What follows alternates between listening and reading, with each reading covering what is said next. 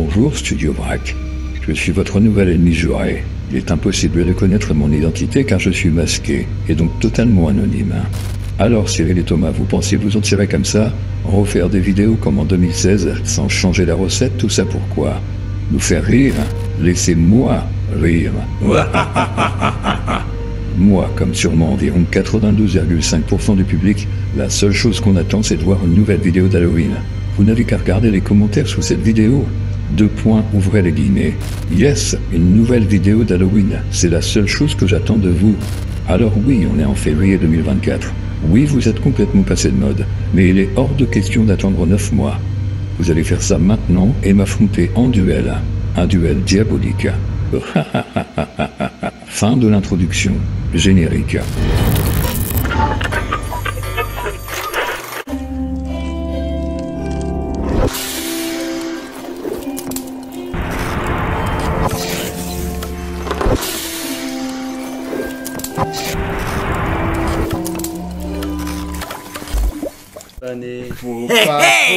Alors, j'ai préparé un quiz.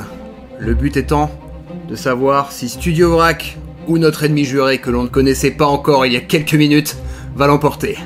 Pour cela, tu vas me représenter. J'ai préparé le quiz. Et puis, lui, il va essayer de l'emporter. Puis voilà. Eh mais t'as craqué ou quoi, toi? Je vous ai préparé des petites questions en ayant un rapport entre des films d'horreur et des anecdotes de films. Allez! C'est un peu long le démarrage aussi. Hein. C'est quoi ton problème là?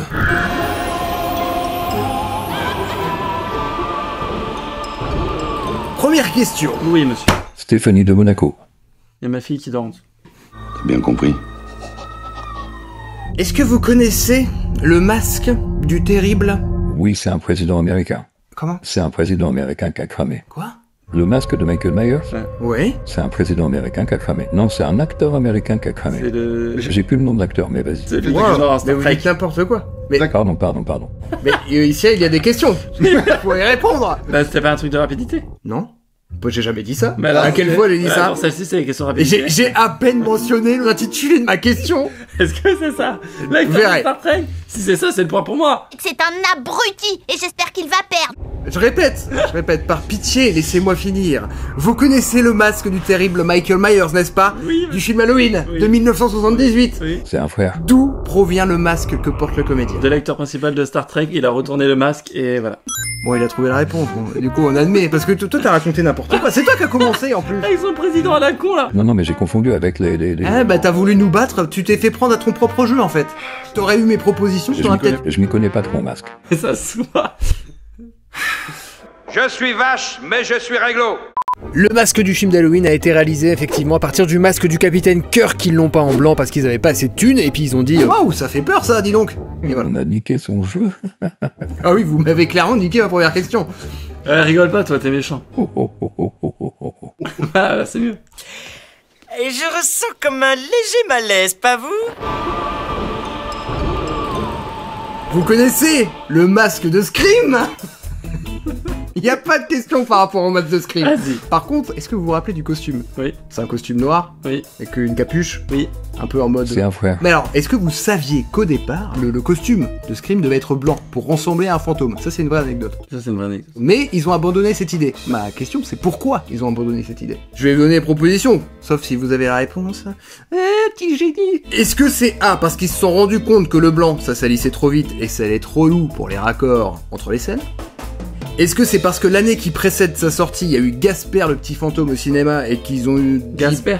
C'est le frère, c'est le frère, c'est... Moi je dis Gasper, on peut dire les deux. Hein. Salut, je m'appelle Casper. C'est un frère. Mais arrête avec cette phrase, il va me rendre fou lui. D'où venez-vous? Mais qui êtes-vous? Qui vous a laissé sortir? Casper, le petit fantôme, est sorti en 95. Et bah ils se sont dit bah ça fait pas assez peur donc c'est un peu de la merde. Ouais. Est-ce que c'est parce que Wes Craven le réalisateur il a dit c'est hyper moche en blanc, je ne veux pas ça? Ou alors bah, ça faisait trop penser à une autre tenue en blanc comme ça avec une capuche? Pape. Le Ku Klux Klan. Le pape. Est-ce que ça vaudrait le coup de prendre nos ardoises? Oui. Ah oui merde. Je pense que c'est pas ça, mais j'aimais bien la logique. La A. La A. Bah non c'est la D. Bah ça s'entendait. La personne qui a écrit cette question était d'une logique implacable. Vous êtes un manipulateur, monsieur. Question 3. Combien de litres de sang a-t-il été utilisé? Ma phrase est trop. Et la laine aussi. Waouh, ça c'est violent. Ça fait mal, hein. Combien on a utilisé de litres de sang dans le film Piranha 3D d'Alexandre Aja, dont on a déjà parlé dans un autre épisode? Et il y a une scène super avec un pénis qui flotte dans l'eau. Chouette. Vous allez tous les deux marquer un chiffre, celui qui sera le plus proche aura gagné. C'est chaud. C'est chaud. C'est du sang de porc. Je pense que c'est Des du faux sang. Hein. Oui, c'est du sang d'être humain, bien sûr. Frère. Des frères. Alors, c'est dommage parce qu'il y en a un qui a presque bon. C'est Cyril. Mais c'est plus près de... Bah lui, sauf que lui est beaucoup plus près parce qu'en fait c'était 300 000 litres. Oh. C'est pas mal. en Ouais, termes de c'est quantité. beaucoup. On parle plutôt de 280 000 litres, mais bon. On va pas pinailler. On va pas piranhailler. Waouh. Il est drôle en plus. Mais c'est un humoriste. Ah, est-ce que ce serait un indice pour retrouver son identité secrète? Vous vous souvenez la dernière fois que tu t'embrouillais avec un humoriste? Je saisis pas de quoi vous parlez. Une blague entre nous, du coup. Je ne trouve pas ça très drôle. Quatrième question. Dans Le Silence des agneaux, Anthony Hopkins ne cligne jamais des yeux. Est-ce que c'est vrai ou est-ce que c'est faux? C'est V. C'est vrai. Eh oui, c'est vrai, effectivement, il ne cligne jamais des yeux. J'avais jamais fait attention. Et je le regarderai juste pour ça. Petit break, petite pause, c'est Thomas, je suis en montage et j'aime bien vérifier les infos que je donne. Surtout que j'ai moyennement confiance dans mon moi du passé là. Hein. Alors j'avais trouvé cette info sur internet mais j'ai aucune idée d'où précisément. Et effectivement, on retrouve cette anecdote sur Allociné, Première et d'autres sites un peu moins fiables.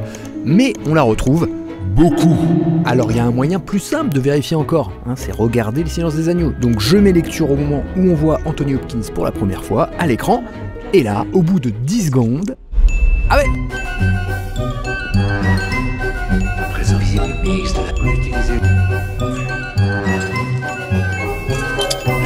Voilà, c'est complètement faux.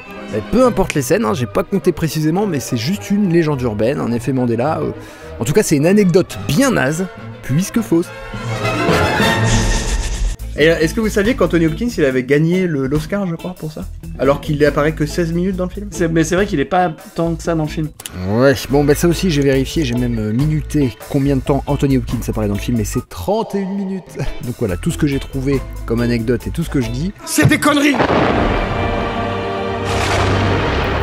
Dans L'Exorciste, vous vous souvenez de la petite fille qui vomit sur le prêtre aussi? Ouais, j'irai une ta mère en enfer. Amen. Hey man. Alors moi ma question c'est comment ils ont fait ce vomi? Ils ont utilisé de la soupe de pois? Est-ce que... Synthétiser la laine de Thomas. Respire ce bon air fétide. Est-ce qu'ils ont fait un mélange de peinture comestible, de farine et d'eau? Est-ce qu'ils ont fait un mélange de sang de porc et d'autres trucs dégueulasses? Ou est-ce que c'est du véritable vomi? C'est. Ah. Est-ce que tu te souviens de la scène? Ouais. Tu te souviens de la couleur du vomi? C'est vert. Il est vert, oui. Et du coup, toi, t'as mis du sang de porc. Bah, je me suis dit. T'es un idiot, en fait. Je me suis juste dit, c'est pas hyper intéressant comme anecdote si vous utilisez une soupe de petits pois pour faire ça. Bah si, moi je trouve c'est rigolo, parce que c'est juste une soupe, c'est juste une soupe. Ils ont même pas fait chier à faire autre chose, ils ont pris de la soupe. D'accord, je trouvais pas que c'était une anecdote incroyable, mais ok, merci. Comment on a fait pour la série? Ouais, allez voir notre série, elle est très bien. Bah dans la série justement, je me suis fait bien plus chier. Bah oui, mais du coup, pourquoi t'as pas juste pris une soupe? Bah si je l'avais su, si j'avais lu cette anecdote avant, je l'aurais fait. Des fois, moi, je vomis. Vous vous souvenez du film Destination Finale aussi? Ça vous dit quelque chose? Oui, monsieur. Vous avez vu les 5 films? Non, j'en ai revu un récemment, parce que je me suis dit, ah, c'est fondant, j'ai pas vu un Destination Finale. Et je suis tombé sur une scène atroce, mais atroce, avec une gymnaste. Parce qu'elle fait sa pirouette et elle retombe, mais s'éclate dans tous les sens. C'est dégueulasse. Eh bien, sachez que la saga Destination Finale n'a failli jamais voir le jour. Oh. Comme c'est triste. Parce que ça devait être au départ un épisode de X-Files. Est-ce que c'est parce que le producteur était aérophobe, c'est-à-dire qu'il avait la phobie de l'avion? J'ai pas vu le premier film, mais je sais qu'il y a une grande scène d'avion et que ça fait... C'est tout le principe du film. Est-ce que c'est parce que Devon Sawa, l'acteur principal, a failli réellement mourir pendant le tournage? Ou alors c'est parce qu'il y avait des aliens dans la version originale du scénario? I know the response. C'est la C. Non. C'est la C. C'est la A. C'est la C. C'est là. C'est la C. Mais il a jamais failli pour vraiment mourir. C'est une légende urbaine alors autour de ce film. Au départ, ça devait être un scénario de X-Files. Ça, j'avais entendu aussi. Bah alors pourquoi tu l'as pas dit? C'est beaucoup plus haut. Mais j'avais entendu l'acteur aussi. Ça a jamais été mentionné nulle part en tout cas. Et c'est un ragot de cours d'école, ça, mon petit père. Je vous crois. On continue. Dans Shining, combien de fois a été tournée la scène durant laquelle Dick explique à Danny qu'il est le Shining? Il a le Shining. Oui. La suite est très bien. Ouais, moi j'ai bien aimé. Qui est plus axé sur le Shining justement. Docteur Sleep. Docteur Sleep. Bien aimé aussi. Parce que le premier, finalement, le Shining. En tout cas, combien de fois a été tournée cette séquence dans laquelle Dick explique à Danny qu'il a le Shining? On a un indice de... Tu veux dire... Non, il faut que vous donniez un chiffre, celui qui est le plus proche gagne aussi. Si tu dis 4, je vais te tuer. 2, 3. 467. 48. Waouh. 467. Il est quand même plus proche. Je pensais à 100 et quelques. La réponse c'est 148 fois. Ouais, attends. Mais attends, mais c'est incroyable. Ah mais j'avais oublié. Pas mal. J'avais oublié de mettre le 1. Mais c'est quand même déjà énorme. Est-ce que si j'avais juste mis 4, j'aurais été plus près? Oui. Pour ma défense, je sais que Stanley Kubrick, il a été terriblement pénible sur le tournage avec Shelley Duvall, avec qui il a refait des scènes. Il y a notamment la séquence où elle monte les escaliers, et il a la batte de baseball, ils l'ont refait plein de fois, mais en fait, ils l'ont refait entre guillemets que 35 fois, ce qui est déjà énorme en fait. Après, j'ai été biaisé, moi, personnellement, parce qu'il y a un film de Jackie Chan, où ils ont fait dedans 3200 prises pour une scène. Quoi? Ouais. Mais ils avaient une bonne carte SD. Ah, ça. J'ai des doutes là-dessus, mais allez savoir. À l'origine, E.T. devait être un film d'horreur. Est-ce que c'est vrai ou c'est faux? C'est vrai. C'est vrai. Je n'ai pas d'anecdote. Ah si, j'ai une anecdote. Vous saviez que c'était une femme qui a doublé E.T. et qui fumait beaucoup en fait. Elliot. Ah, c'est vraiment Marge. Oh oui. C'est mon métier. 9ème question. Pour le film Alien, comment Ager Giger, le fameux plasticien, Une légende. a-t-il réalisé le premier modèle de son xénomorphe? Est-ce que c'est avec des allumettes, du journal et des ballons de baudruche en mode kermesse? Est-ce que c'est avec des crânes humains, je précise de personnes décédées, en mode psychopathe? Ou est-ce que c'est avec des objets recyclés dans une décharge, en mode écolo? Ou alors est-ce que c'est avec de la pâte à modeler, en mode... Voilà, c'est gros mythe. Au Chicken Run, qui va bientôt avoir une suite. Très bizarre ce que tu écris. Il essaie de faire des feintes alors que j'ai déjà écrit la réponse. Le D. Moi, j'ai mis le C. Et comme ça, nous deux, on fait un. CD, un groupe de rock. Bah vous avez tous les deux faux parce que c'était avec des crânes humains qu'il avait récupéré d'Inde. Il a fait un petit Amazon, il a dit je fais des crânes, ça venait d'Inde, et dedans dans l'eau il y avait des petits crânes d'enfants apparemment. C'est super la joie, j'adore ça. Alors ça c'est pas... ça avait pas le détour ça? Ça va le détour. C'est un frère. Au traumatisme non traité. Dernière question. Dans le film Candyman, est-ce que tu as vu Candyman dans les années 90? Et tu me demandes pas, moi. Non. Est-ce que ce sont de vraies abeilles dans la bouche du comédien dans la fameuse séquence que je vous montre maintenant?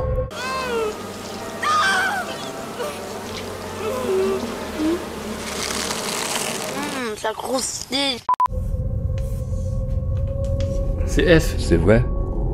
Ah oui, c'était encore vrai. Ah, je me suis dit, tu vas bien en mettre une fausse. Bah oui, c'était le piège. T'es tombé dans beaucoup de pièges, Cyril. Du coup, il a gagné largement, là c'est sûr. Ah ouais? Ah oui, ah bah... J'ai niqué Cyril dans un quiz cinéma. C'était les questions où on pouvait pas savoir vraiment. Bizarrement, quand ça t'arrange, t'es pas tout le temps. Ça, c'est pas des choses qui se passent dans le film. Il a un peu raison. Si tu le savais, tu ferais moins le malin. Bon, maintenant, faut finir cette vidéo. Je sais pas, c'est quoi maintenant? Il va falloir qu'on improvise. Ah non, c'est vraiment nul, on a perdu Thomas. Il va vraiment nous arriver des carabistouilles. Mais non, jamais. Ah, c'était moi depuis le début. Pardon, mais qui êtes-vous exactement? L'énergumène que vous voyez là, c'est tout simplement Monsieur Esclave, celui qui nous assiste depuis belle lurette et qui travaille dans l'ombre. La prochaine fois, ton montage, tu le feras tout seul. J'ai niqué dans un cinéma.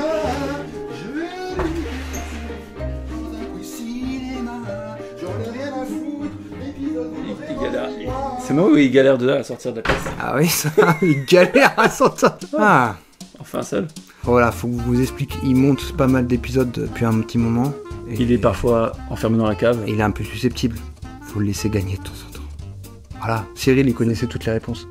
Mais bon, il a fait semblant pour le jeu. Puis pour vous montrer des petits exemples de comment on doit être avec des enfants. Oui, bah voilà. On les laisse gagner un petit peu parfois. Voilà, c'est ça. C'est bien de mentir aussi, de temps en temps, à ses enfants. À très bientôt pour de prochaines aventures. Bisous. Cheers.